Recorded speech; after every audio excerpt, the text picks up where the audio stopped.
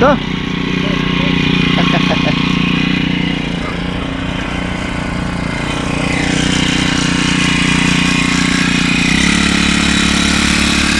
Yan, oh. Second load mga ka-farmer. Ayan.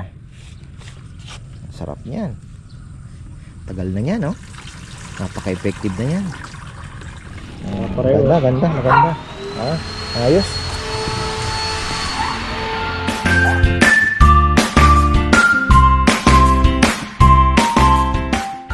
Isang magandang buhay mga farmer. Ngayon ay day 1. Magsasabog tayo. Day 1 ng ating first application pala. Hindi day 1 ano. First application po ng ating bagong method na gagawin ano. Yung pag-spray po ng ating fish amino sa ating palayan.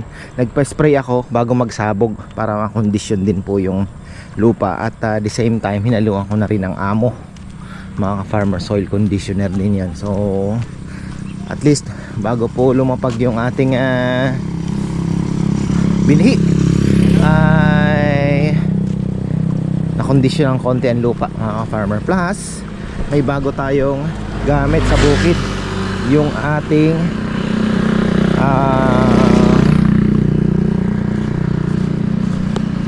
bagong power spray. Talagang mahal mo bagong ano kata. Bago kang pedicure? Ha? Bagong pedicure si Allen ah. Ay. Ba? Talagang lamang na lamang sila sa atin ah. Advanced na sila oh. Oo. De, meron akong SL68 pala. 39H, mas mabilis. Kanta mo? Hindi, mas mabilis anihin. So kahit pagsabay tayo, sasabay tayo sa kanila. Hindi tayo mahuhuli. Nagtanong na ako kung alin ang magandang, mas mabilis ang maturity. At least Kalimutan pa yung oh, ha? Tansyahin mo na lang. Wala namang overdose yan. Tansyahan na lang yan. Mekos lang. Importante malapagan natin ang ano. Advance na sila oh. 1 week silang lamang sa atin ano. Sino Tatay Peling? ano tayo? Masing kuha sa Ha? Oo nga oh. Ano na ngayon? Tama, 1 linggo. 1 linggo. Ang sabog natin mamaya na. Tinignan mo yung binhe? Ha? Tinignan mo? Mukha namang nag-ano ng konti eh. No. Lumabas naman yung dulo eh.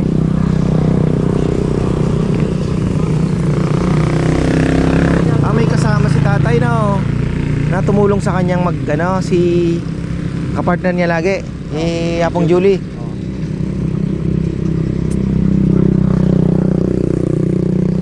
Tapos ayan na, sinuyod na po yung ginuhitan.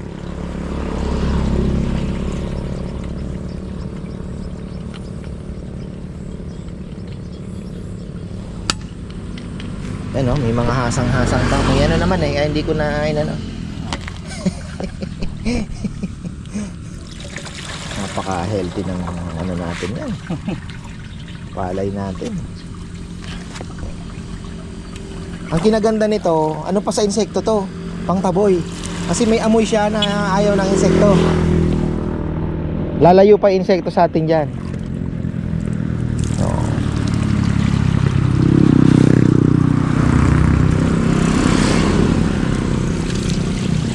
Yung amo, yung pula baka mailagay mo gasolina yan.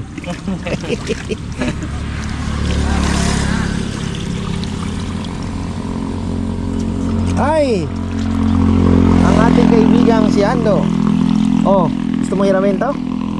Okay. Ha? Nabigat daw.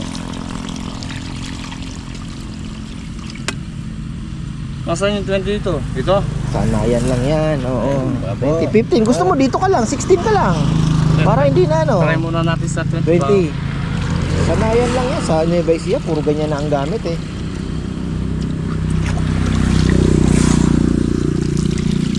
Kung sanay ka dito, mas mabilis tong nilagyan mo na nung nung amo? Yeah. Oo? Okay. Naniya. Asan? Asan? Saan na Isda. yan? Isda. Hasang isda. Yan ang sikreto namin ngayon.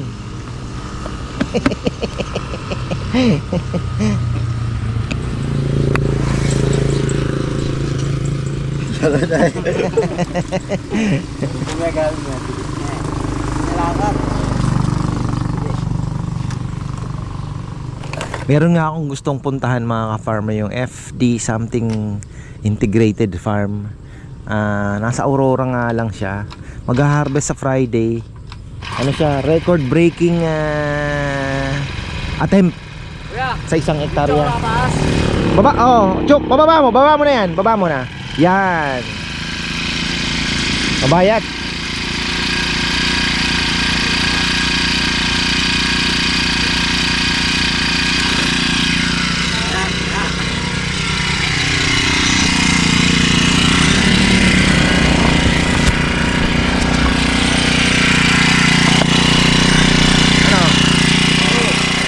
Kaya? Yan.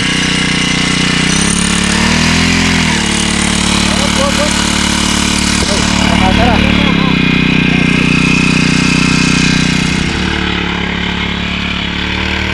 Yan, kasi ka na.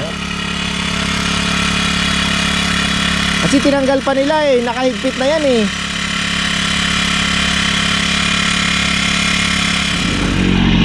Ito.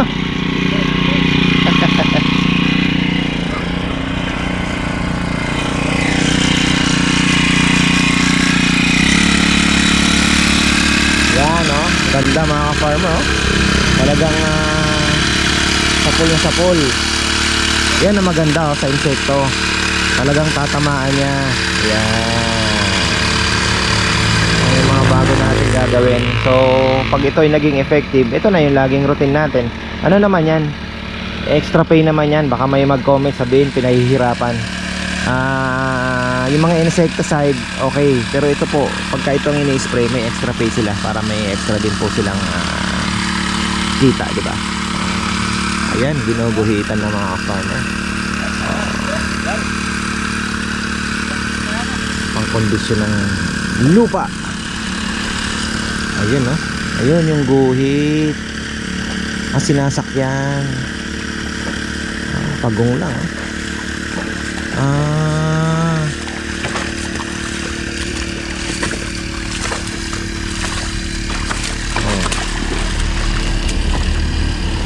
yun. Haba ng kalabaw Si Ando mag-i-spray na din ng advance. Pamatay daw mo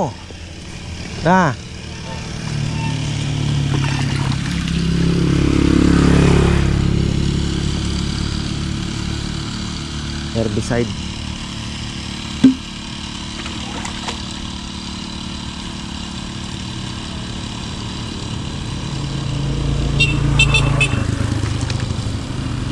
Mahirap din pala yung kaya kailangan din ng katulong ni Tatay Bong talaga.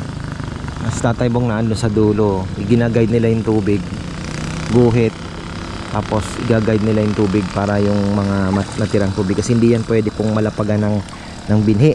Yung ganyan na kataas pa na tubig, hindi po tutubo yung binhi.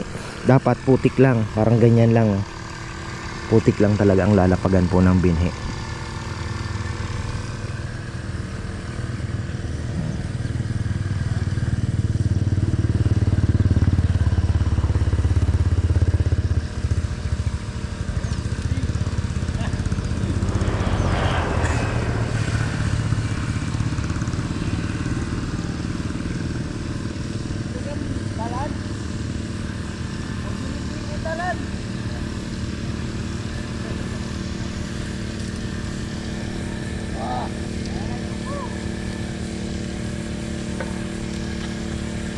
Maganda to sa insekto.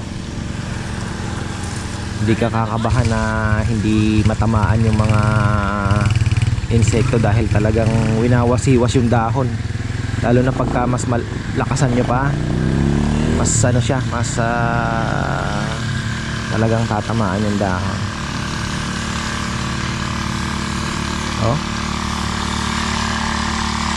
Ano, mas magandang gamitin ano? Lalo na kung pang insekto, no? Kaya lang, mabilis maubos talaga, oh. Malakas eh. Ayun, oh, ubos na naman.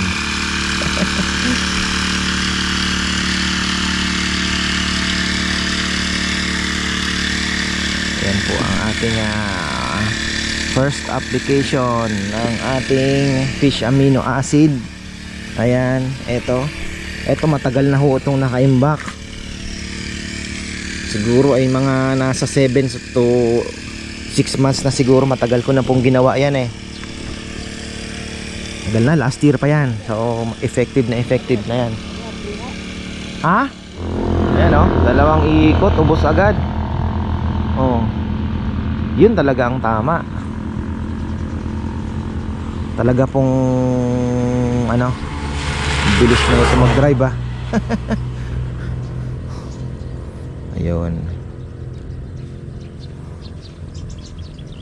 Talagang ready na for sabog tayo mga farmer. SL19 subok lang. Subukan na natin yung 2096. Ngayon naman ay hanggang sarap pala ng bigas ng 2096. Grabe. Kung alam ko lang po na ganun kasarap yung bigas, nagpatabi po ako ng ilan pa. Kasi 7 sako lang. Yung butal lang ang ano actually ang tinabi namin eh. Pero ang sarap pala ng bigas ng 2096. Parang dinorado. Ang puti pa.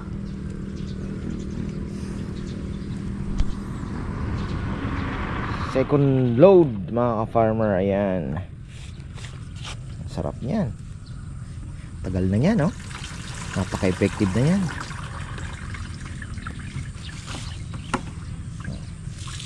Tapos ayan pa. Ito gawa naman sa seaweeds yan. Sige pa, pati pa. Yun.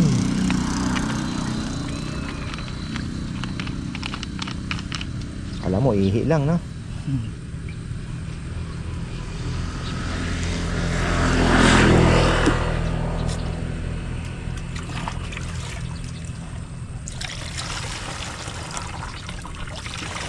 Kung gagamitin natin na pang insekto ito, talagang kahit yung nag-i-spray, ramdam mo talagang tinatamaan yung mga ano. Nabubulabog talaga sila. Malakas. Oo, maganda. Lalo na kung marami ng dahon, talagang maano sila, mabubulabog pa rin yung mga insekto.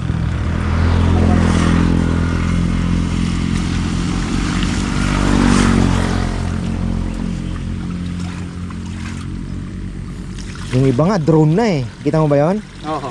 Drone ano? Pwede pang ano nilang pataba. Oo.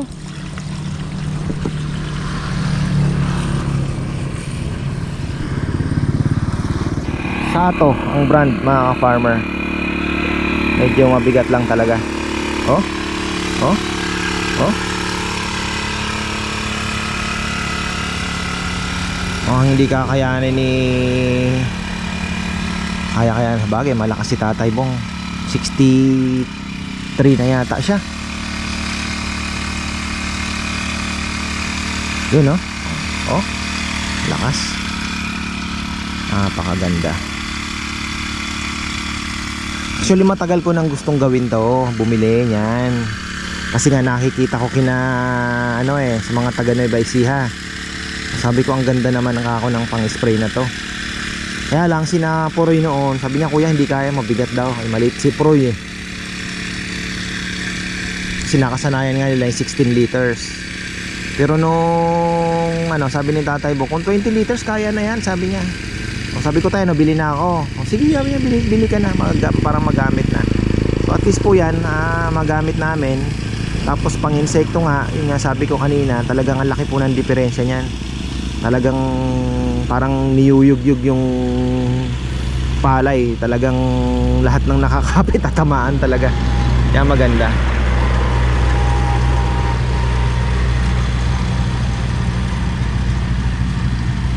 So itong inilagay natin, puro organic lang po yan. Wala tayong walang chemical yan. Kaya unang-una walang overdose.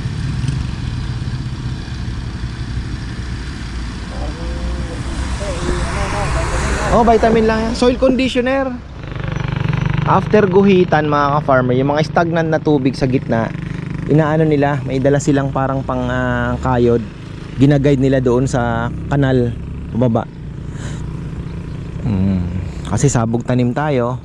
Kung lipat tanim, wala nang problema mga farmer, kasi kahit may tubig yan, mataas na yung ililipat eh. Yung iba nasa 14 to 20 days, depende po sa inyo yon. Pero yung iba kalimitan talaga 20 days, 18 days, ganon nililipat.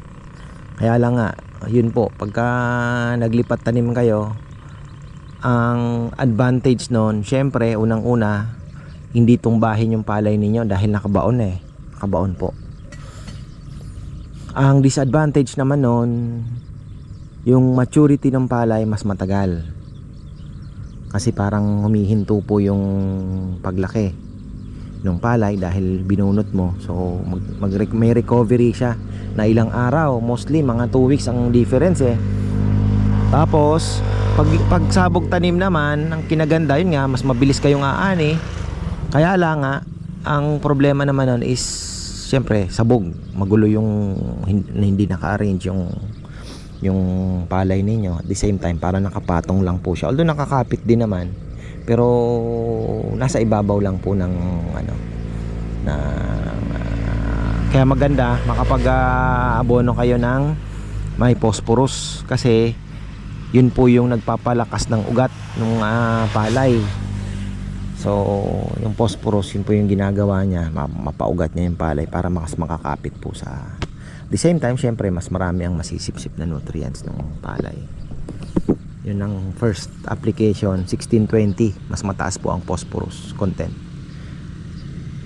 Kinaganda naman sa tanim naman mga ka-farmer, pwedeng hindi ka na mag-herbicide, kasi pwede kang gumamit ng weeder. Yung weeder naman po yung dadaan doon sa mga bakanting space, no? Or pwede mong bunutin kasi makikita mo yung damo talaga. Yun naman, actually yung napanood ko sa yun ang ginagawa nila, kasi ayaw niyang gumamit ng herbicide kasi nga ang paniwala niya, ang palay damo din. Pag ginamitan mo ng pamatay damo, sabihin mo nang hindi namamatay ang palay, nasasaktan yan, sabi niya. So ganun talaga, tama naman siya. Kaya lang nga, ngayon nga mabilisan ang trabaho, hindi naman na natin magagawang magbunot pa ng mano-mano, hindi kagaya noon. Talagang sa Bicol ang tawag niyan hilamon. Magbabayad ka pa para lang may maghilamon mga farmer, magtatanggal po ng damo mano-mano. Iikutan yung palay ninyo, may parang knapsack na lagayan ng mga ng binunot na damo. So ganun po. Kaya lang nawala na po yung ganong style. Nawala na. Meron naman weeder, parang gulong siya.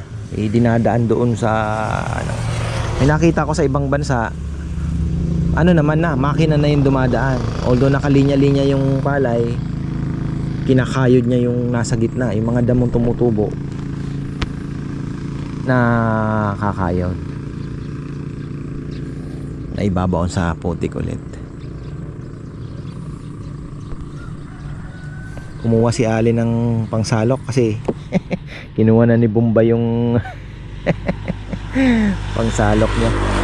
Ang ganda ng panahon ngayon mga ka-farmer. Ayan, umayon sa amin at maraming salamat sa Panginoon. Syempre unang-una dahil siya ang nag-aakda ng panahon at nagdi-dictate. Maraming salamat syempre. So ayan, ganyan pala ang pagpiprepare na talagang full force. So ayan si Tatay Bong, yung partner niya, binibigyan niya din ng share yan. Kaya sabi ko nga, dapat talaga malaki ang anihin namin para mabigyan ko din ng mas malaking share si Tatay Bong. The same time, ito ang pag-i-spray, additional bayad. So at least po may extra income. Bahala na silang mag-ama kung anong nila. No, sideline na to ni Allen.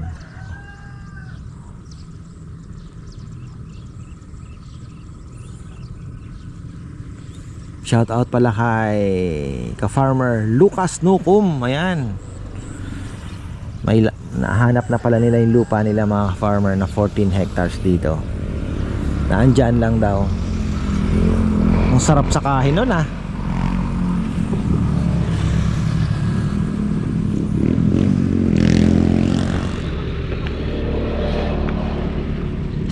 tumatagas kasing tubig dito, ano, taas ng tubig.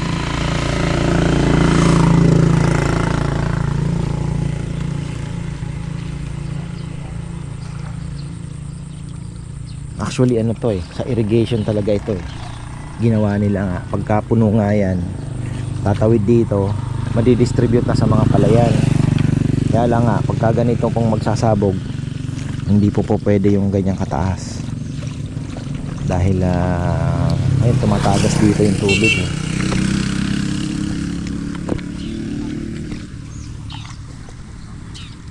Ang kalaban na lang namin dito mga ka-farmer ay kuhol pagkatapos ng sabog, dahil ang panahon naman more or less 95, sabihin mo na mas mataas pa, 99% hindi po tayo maano ng ulan dahil El Nino ngayon, so summer pa.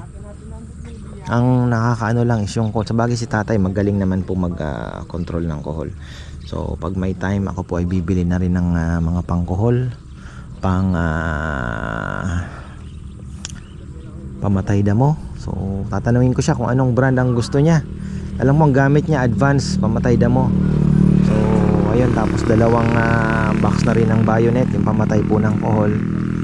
Yun muna ang ating gagamitin ano. Tapos abono. 3 sako lang muna sa una. After 12 days after sowing siguro, or 10 to 12 days magsasabog na po kami ng unang abono. Light lang, patikim lang mga ka-farmer. Tapos after less than 2 weeks, ayun na, bobomba na kami ng pangalawa. Marami na mga ka-farmer ilalagay natin. Baka subukan natin baka magpalima ako, 5 or 4, 5 siguro mga ka-farmer. Alam niyo naman ang hybrid matakaw po sa abono. Itataybo nga, sabi niya maraming abono natin, sabi ko tayo malakas po sa abono ang hybrid, pero bibigyan ka naman ng magandang ani pagka ano. So ganun talaga, parang hybrid na baboy, di ba? Malakas kumain, yung native na baboy gulay-gulay lang, pero yung hybrid naman na baboy malakas kang kumain, 120 kilos naman, di ba, in 5 months. So same din. Ganun talaga. Tingnan natin yung ating mga bini. Pala yung sasakyan ni katrabaho mukhang pupunta na naman ng Tarlac.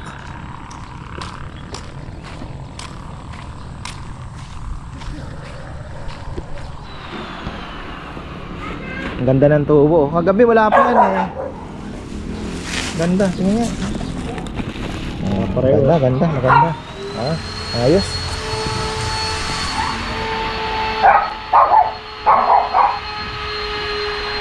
Ganda.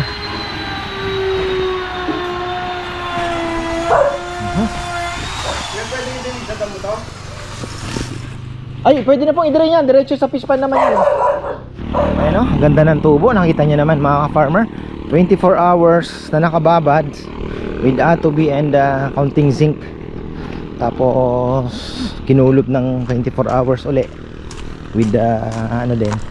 Tapos binasa ko, galing din doon sa inano namin na atobi.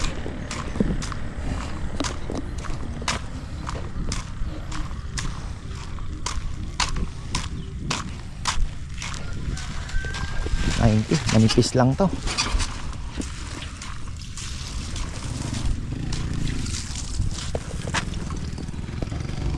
Ano, hindi naman nangala yung ano mo? Hindi naman. Ha?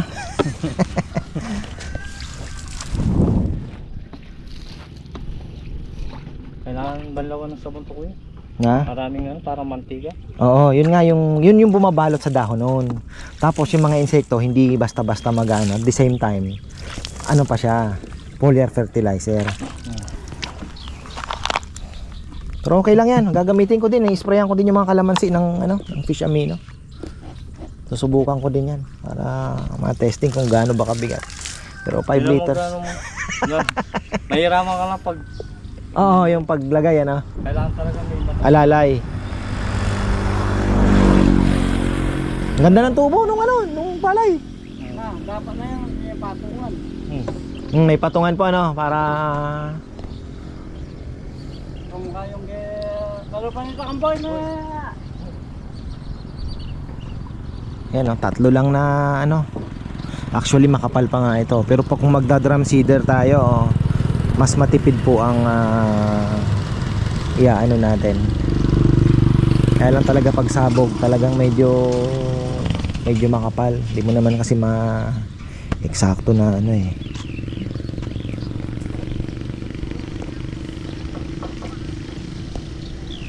Gandang panahon, umayon sa atin ang panahon. Di mainit. Tamang tama sa yung fish amino natin. Kasi ang gusto po niyan, pag mag-i-spray kayo ay 5 to 9 AM and 4 PM onwards. Mas maganda kung walang araw, farmer. So sakto tayo. At least masisip-sip ng lupa yung ano. Medyo oily daw. Kasi yan nga yung hasang yan, yung mga farmer yan, oh. Konti lang na gamit na gas, oh. Tipid. Matipid, no? Di naman. Hindi naman malakas kumain.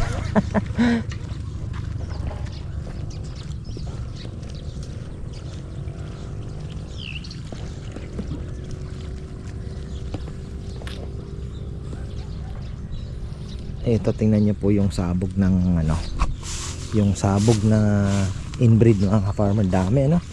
Ayan, oh. Kita niyo yan? Dami.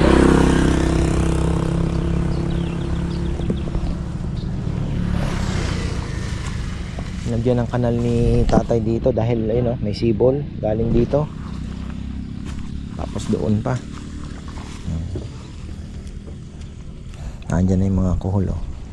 Dami.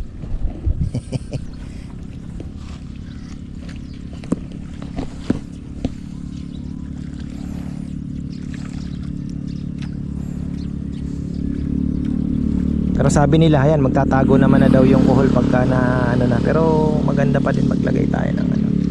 Anay pa rin yan. Hindi yan papayag si tatay na hindi maglagay ng pamatay kuhol.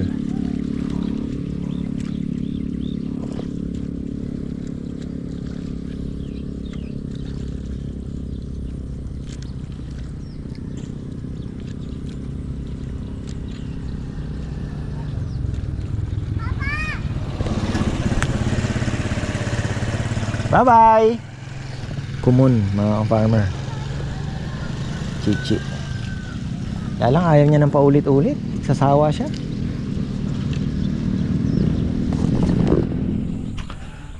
Ayan, nagsabog na sila.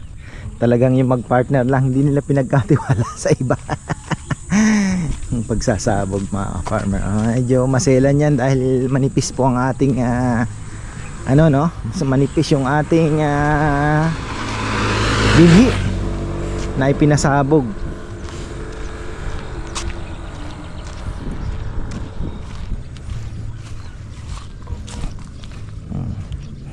Pero ang maganda, nakita nyo naman po nag-germinate siya. Ang ganda ang pagkaka-germinate ng palay. Sana ay mga 1 week makikita na natin to, magi-green na ito mga farmer after a week. Pero si Tatay Bong maglalagay na po ng pangkuhol yan kasi once na tumubo na yung palay, kahit maliit pa, yun ang pinaka dangerous na ano, time para kainin ng mga kuhol. Manipis pa naman, hindi mo halos makita yung palay, oh. Pero yung suhi naman yan mga farmer, dami. Kung mapapasuhi natin. Sabi ng ating ka-farmer, dapat daw manipis lang. Kaya lang nung sinabi niya yun, nabili ko na yung binhi. Hindi ko naman na maiurong dahil sabi ko baka next season hindi na tumubo. Sayang naman. So magtsatsaga muna tayo dito. Pero kung sa susunod baka mag 45 kilos tayo. Titingnan muna natin kung mapapasuhi natin kasi may technique din po sa pagpapasuhi eh. Hindi talaga pwede ang ano, yung pagpapatubig na excessive po. Dapat talaga medyo aano ka ng kaunting tubig, babawas para mapasuhi mo. Kaya lang si Tatay Bong, inaalala niya naman daw ay ang damo. Sabi ko, kapalan na lang ng kaunti.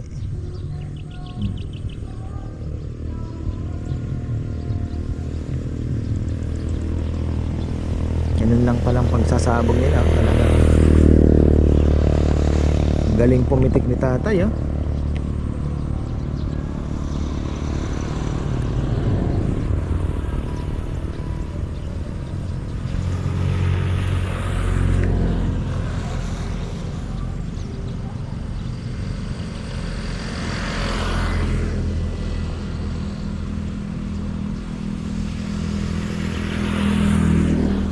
Kabila, green na. Ayan, oh. Late na late tayo, mga ka-farmer. So, mayroon pong sinasabi na mas mabilis mag-mature. Baka yun na lang ang ating sa susunod. Hahanap ako. SL39H daw. Mas mabilis ang maturity. So, kahit sumabay tayo sa kanila, hindi tayo mahuhuli. Dahil pwedeng sasabay lang. Kung mapapaaga ng kaunti yung maturity nung sa amin, edi sabay lang halos.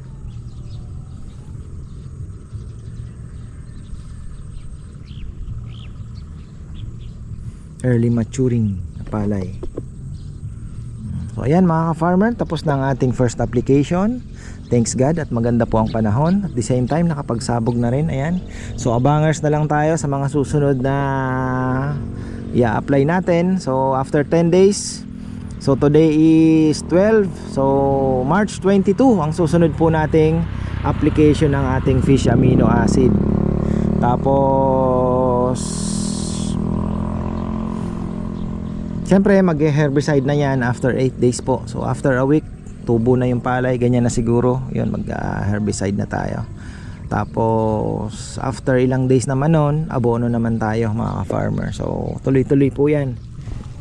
Abangan na lang natin. So ayan, maraming pong salamat. Hindi ko na yung paghahaluin yun sa palay. Para sa palay na lang, para at least yung may mga bagong viewer na manunood at malay nyo maging maganda po ang outcome nito, pwede nyo pong balik-balikan at gayahin yung aming ginawa, no?